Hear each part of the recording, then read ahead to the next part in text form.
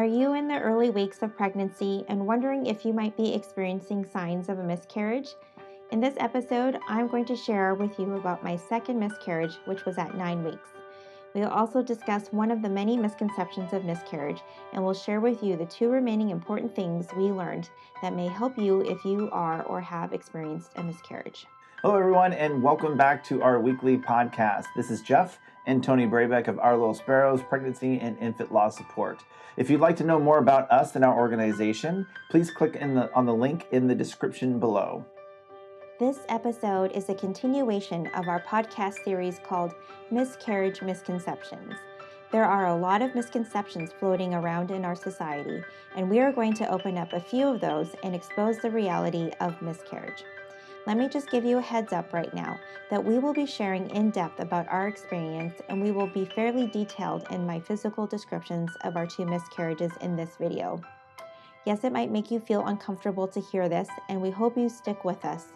We hope that by sharing our experience, it will invite others to engage in conversations where the goal is to gain understanding and empathy. We also want to acknowledge that discussing and sharing my physical symptoms may bring up negative memories and flashbacks for those that have already experienced a miscarriage or another type of pregnancy loss. If that is the case for you, then listening and watching this video may create more harm than good, and we completely understand if you choose not to watch this episode. Today we are continuing with part 2 of our first miscarriage misconception. It's just like a heavy period. Last episode, we shared about my first miscarriage experience. We talked about how the idea or saying that a miscarriage is just like a heavy period gives a false sense of what miscarriage really is. So there were some similarities with our second miscarriage, but overall quite a different experience. At 7 weeks, we had our first ultrasound and we actually got to see the baby. And the baby was fine and we got to see the heartbeat. At 8 weeks, I started seeing streaks of pink after going to the bathroom, similar to what I saw in our first miscarriage. What's hard about that is you don't really know what is happening unless it's quite obvious or you are able to have an ultrasound to see what is going on. But until then, it's a waiting game, and it is very, very stressful. At around 9 weeks is when the heavy bleeding started, and I started to see major clots in tissue pass. It was way more than the first miscarriage, and I also had more cramping as well. I ended up actually going to the ER because I was concerned about the amount of blood I was seeing. It was at the ER that we had an ultrasound, and it confirmed the baby had died, but it was still inside my womb. We were basically told to go home and wait to see if the baby would pass on its own. For us, it happened the next day. For some, it can take a few days or weeks for the baby to pass through. Sometimes you might be offered a D&C, which is a surgical procedure that removes all the tissue from the uterine lining. We did not need to do that in this miscarriage. So here's the second helpful thing we learned. Everyone's experience is different.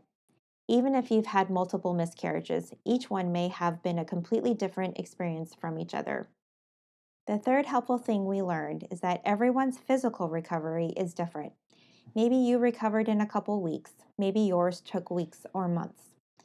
Some may be able to recover naturally. Others may require additional assistance involving surgical procedures.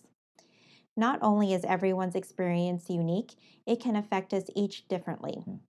Some may be able to return back to life early on. Others need more time to recover. Some struggle with depression and PTSD. Mm-hmm.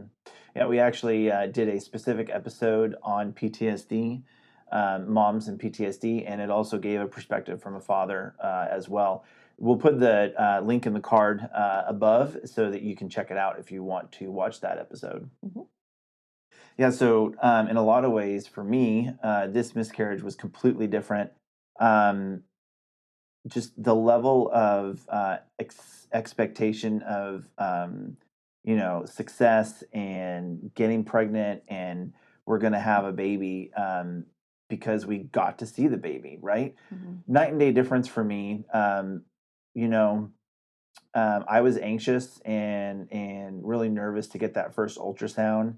And until the doctor even came in and did the ultrasound and we saw the baby, I was really struggling, and it's that post traumatic, stress disorder. The PTSD. It really comes at me when it comes to, are we going to see something in the womb or not with the ultrasound, and it had me really stressed out. But anyhow, I mean, it was amazing to see the baby. I took pictures with my camera, my phone, in video, and we saw the heartbeat and we heard the heartbeat, and it was like, yeah, it's happening.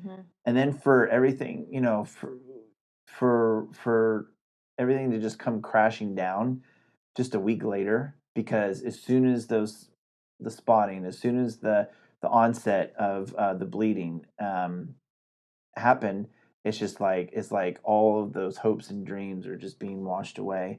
And talk about an added layer, having to go to the hospital, going to the ER. That was really, I mean, you feel marked, you feel labeled. They couldn't get us a room, so we were sitting on a gurney out in the hallway. It was terrible. It was so depressing.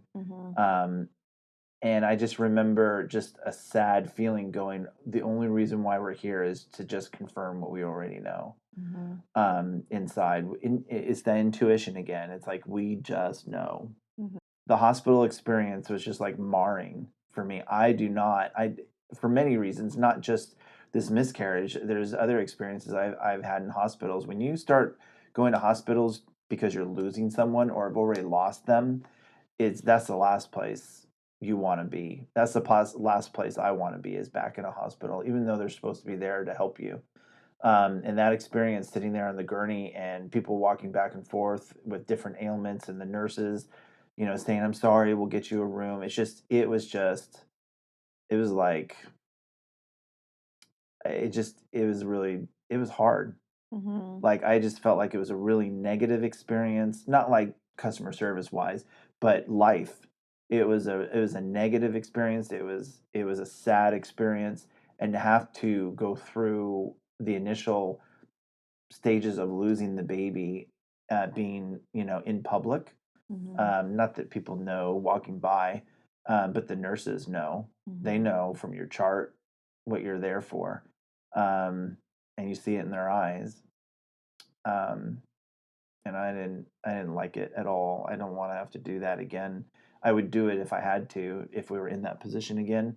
Right. But it's that whole, like, I don't want to do that again. Right. It was definitely a completely different experience. Like you said, we saw the baby at the ultrasound, got to see the heartbeat. Yeah. And it was kind of that moment where it was like, okay, the baby's alive. The baby's doing there. well, according to the doctor. And we made it past that 7-week point where we miscarried the last time we miscarried. And also very different because at the ultrasound, yes, they confirmed the baby's heartbeat was no longer beating, but the baby was still inside my womb. And that At the ER, yeah. at the ER, and that process that, of what do we do next? Like, they didn't offer the surgical procedure. They didn't, Right. they just said, you know what, just go home, wait. And I'm like, go home and wait. Like, it could be days or months, Right. or not months, but weeks Right. before the baby is basically delivered. And it's like, how is that going to happen? Like, I had no clue. Am I going to know before it comes, or Right. am I just going to have to stay at home? And Like, like, how are we going to geez. handle this? Right. And two, the hospital experience in the ER was definitely eye opening, because in at least in our where we are at, and I believe this is the same for a lot of hospitals, is that if you experience a miscarriage and you go to the hospital, they basically are going to tell you to go to ER because you're too early Right. to go to labor and delivery or even high risk maternity. Right. So a lot of times you're in the mix with other Yeah. patients, Yeah. and you might be like us, who get stuck in the hallway, and you're not able to have that privacy. And obviously we understand that there's other patients that might need those private rooms, but for that particular instance, that time that we went, that's how it happened. And we just Right. had to deal with the constant people walking by. And it was really busy that night. The nurse kept coming back to us. I was like, I'm so sorry. And we'll get to you right away. And I think they did another blood test on me. And so it was just a lot of waiting. We already knew what happened at this point. We already had the ultrasound and everything was confirmed. And But so we it had was to just, wait to we be had to wait to be discharged. discharged. And so we're trying to grieve, and, there's tons of things going on, and, it's unfortunate. So that was a different experience in that of itself, which is unfortunate. But But it could happen to but it anyone. happens, unfortunately, in the ER. There's just a lot of other things going on at the same time. And so that, just added kind of to our experience. And then having to go home, and I'm thinking, like, how long am I going to have to wait? Again, it's kind of like you're stuck, that feeling of being stuck. And I'm like, Right. I don't really want to have a DNC. I'd rather just this all happen naturally, but how long is that going to take? And just kind of, this has never really happened before, in the sense that I've actually had to wait for the baby to pass. And I Yeah. will, in another episode, I'm going to share about that experience of my baby passing through and exiting my body, um, because I think that's something that's important to talk about, and for women to know that that experience. Um, there's ways to, I don't know, there's just a lot of things that aren't talked about, what happens when the baby comes Right. out on its own, and what happens with the baby after that. So that will be coming up in another episode. That one's going to be very emotional for me, so I'm going to take my time with that. But I do feel that that's important to talk about. So that was another experience of just the waiting period. And we didn't have to wait too long. It actually happened Within a few days, right? It was actually the next morning. Okay. And we were just kind of, we'd been at the ER pretty much all night. We got home really early in the morning. And so we were just kind of sitting on the couch, and our son was already with our family. So it was just the two of us. And I felt like really sharp pains all of a sudden. And so I just got up, I went to the restroom, and that's where it happened. And so and so I knew at that point that was the baby. And so that was just kind of, in a way, it was really sad, because this was our baby that we got to see, and And to hear, the heartbeat, you got to hear the heartbeat. and it lived, and now our baby's gone. Our baby died.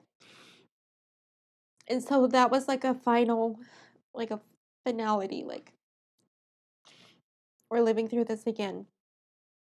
Yeah, And it felt like a strike two. It's like, do we get another chance? And if we strike out on that, it's like, what does that mean?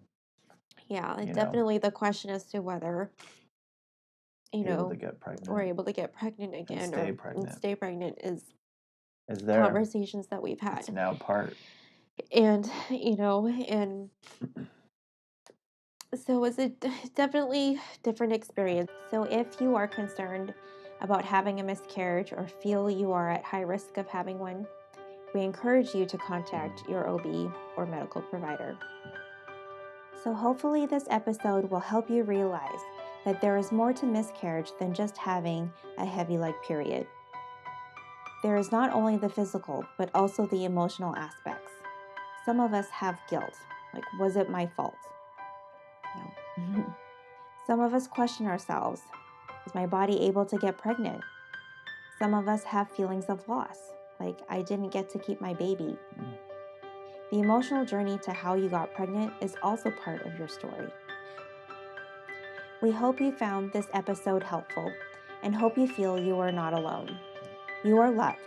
Your baby will always be remembered. We are here to support you in any way that we can.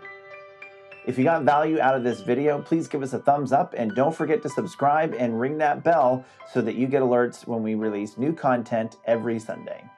If you like this episode and want to see another video podcast, click or tap on the video above. If you're looking to go deeper, we do have a grief series called The Pregnancy Journey, grieving from diagnosis to the loss of your baby and beyond. You can find that video series by clicking on the video below.